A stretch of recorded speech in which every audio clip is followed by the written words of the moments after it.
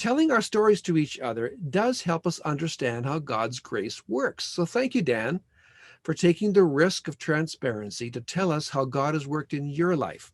So please tell us, keep telling us. Thanks for that reminder, Dan. As I share this specific story of my dad, listen for the tension between grace and the opposite of grace, which is shame. In 2012, my dad started realizing he couldn't see as good as he used to. He went to his eye doctor to see if he could get stronger eyeglasses. His eye doctor referred him to a retina doctor who gave him the verdict, "Sorry, we can't do anything about your left eye, but we can save your right eye. Come back as soon as possible and we will repair your right eye."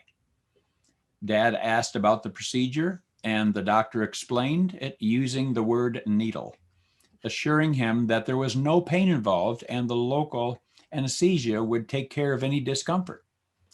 Dad left the doctor's office, making the choice to not return.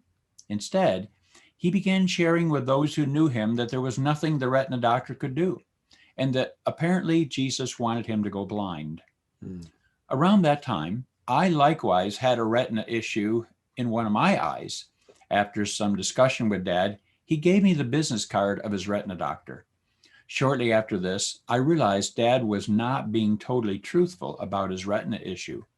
So I pulled that business card out of my wallet and placed a phone call to his retina doctor. When the receptionist answered the phone, I told her, "I don't know if you're permitted to tell me what's actually happening with my dad's eyes, but I have reason to believe he may be confused about his sight situation. Would you mind looking in his file and explaining to me his situation?" She said, "Please hold." And 2 minutes later, she picked up the phone saying, "I'm so glad you called. Your dad was here on such and such a date, and we told him we can't do anything about his left eye, but we can fix his right eye."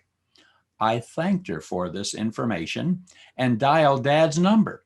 After a couple of minutes of small talk, I said, "Dad, you will never guess what I discovered.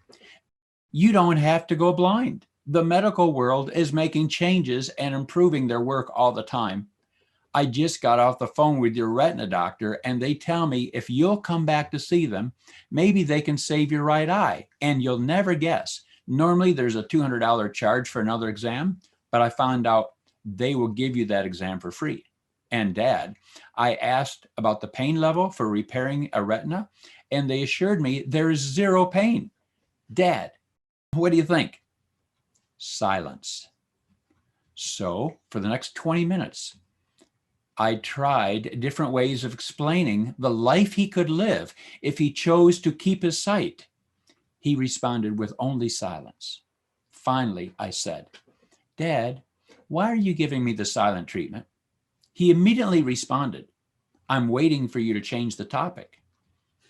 What was going on? He had already made up his mind to intentionally go blind.